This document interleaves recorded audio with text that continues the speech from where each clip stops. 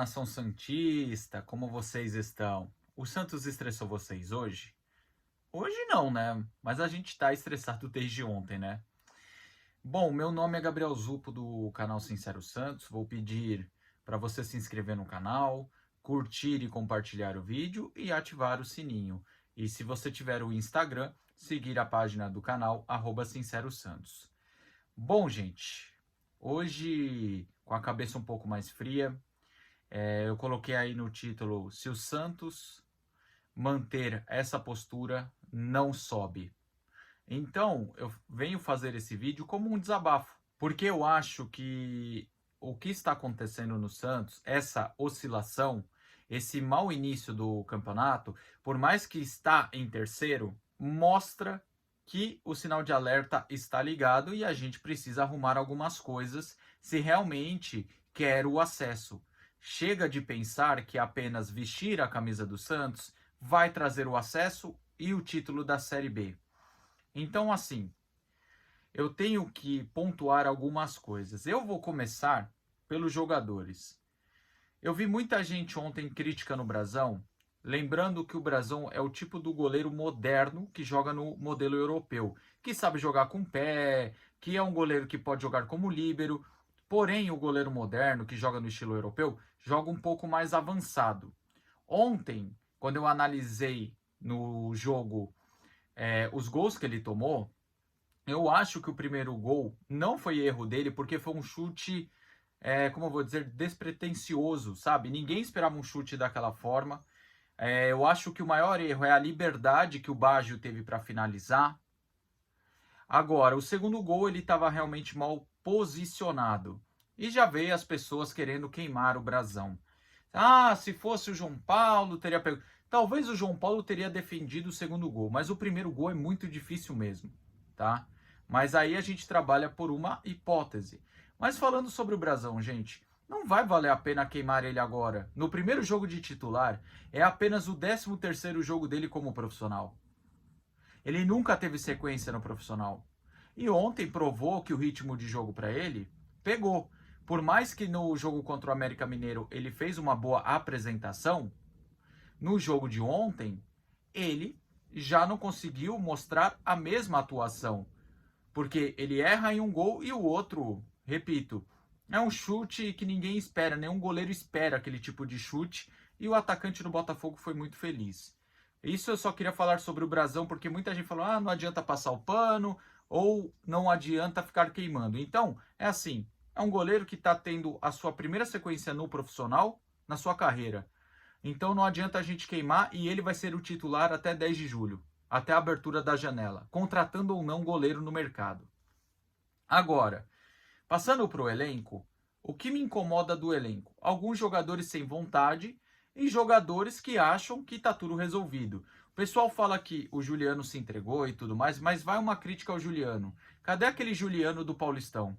Ah, Gabriel, mas ele jogou apenas 2 jogos. Beleza, ele foi bem nos 2 primeiros jogos do Paulistão, mas no mata-mata ele fez a diferença.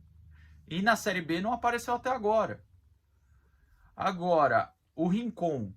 Pô, Rincon, eu tenho tanto respeito por você. Fui a favor, como 90% da torcida foi, da sua permanência.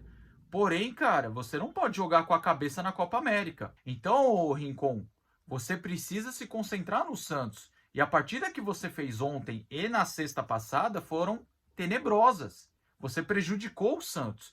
Porque contra o América você falha no segundo gol do América. E ontem, para mim, você não estava na cobertura do primeiro gol. E no segundo gol, pelo amor de Deus, o cara tinha feito o gol e você ainda estava chegando. E agora, passando para o Patati, pô, Patati, você precisa ser orientado melhor e você precisa ser menos afobado. Você tem o drible, você tem personalidade e você tem velocidade, coisas que ajudam o Santos. Porém, você não sabe finalizar e você é atacante. Você não sabe concluir a jogada, seja para dar o passe final, seja para finalizar, ou seja para dar um toque a mais. Você sempre erra essa decisão final. Isso é um erro seu que você precisa analisar. Quem cuida da sua carreira precisa analisar, senão você não evolui. E também tem que ter alguém do clube para te orientar nessa questão. Então é um erro seu e também da comissão técnica. O Otero. O Otero, depois que acabou o Paulistão, sumiu. O Otero sumiu após o Paulistão. Jogou apenas bem contra o Brusque. Igual o Patati. Bigode. Pô, Bigode, eu esperava mais de você também. Cara, de verdade, você não consegue fazer uma parede, você não consegue fazer um pivô, você não consegue fazer uma tabela. Você só consegue fazer as finalizações embaixo do gol. E ontem, quando você teve a oportunidade, você chutou em cima do cara. Aí, se você for para o setor defensivo, né, que eu queria deixar ele por último, Escobar é fraquíssimo, mas pelo menos se entrega e defensivamente não erra tanto.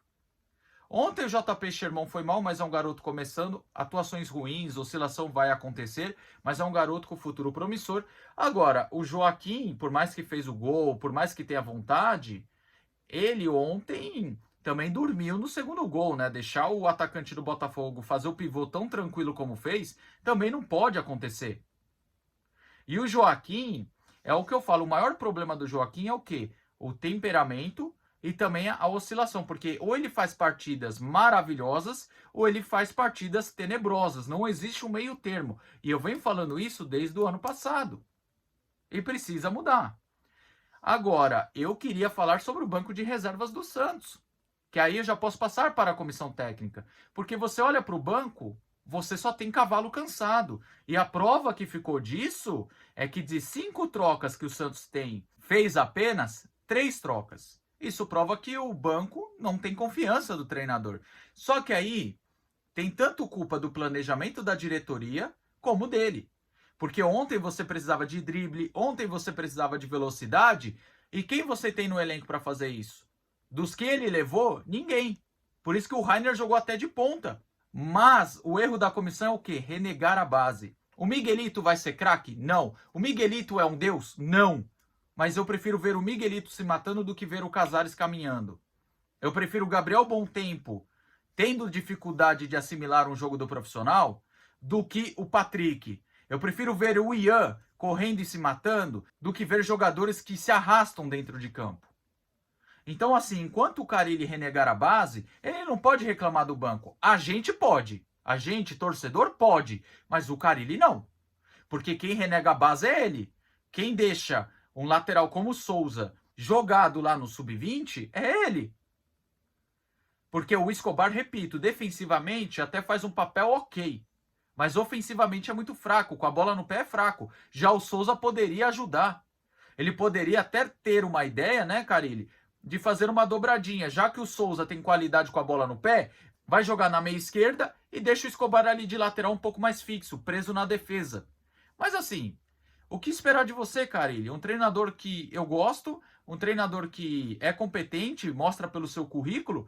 Porém, Carille, de verdade, cara, você tem que acordar para a vida, porque você não tem uma mísera variação tática, você não sabe mudar o esquema tático, fica falando que o Santos joga no 4-4-2, isso só na sua cabeça, porque é um 4-3-3 manjado, vira e mexe, perde intensidade, o time sem o Guilherme não tem velocidade para o contra-ataque para funcionar o seu esquema tático. Então, Carille, você tem que aprender a jogar no 3-5-2, 4-4-2, 3-6-1, qualquer esquema tático, mas você precisa mudar, Carille. Ainda mais com os desfalques. Os resultados negativos e as oscilações, a culpa é sua. Por quê? Dá muita folga, não faz variação tática e renega a base.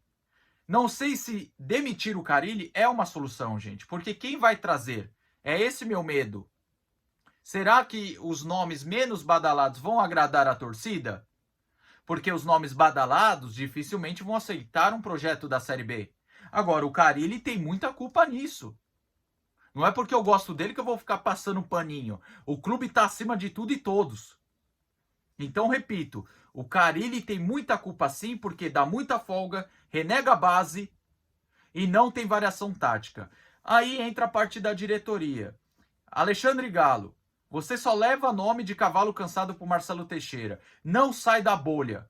E o Marcelo Teixeira, o que eu vou criticar? Ele pode falar, pode discordar do Galo, os dois podem estar em sintonias diferentes. Mas na contratação do Patrick, por exemplo, para que a contratação aconteça, tem que ter dedo do Galo e a assinatura do Teixeira.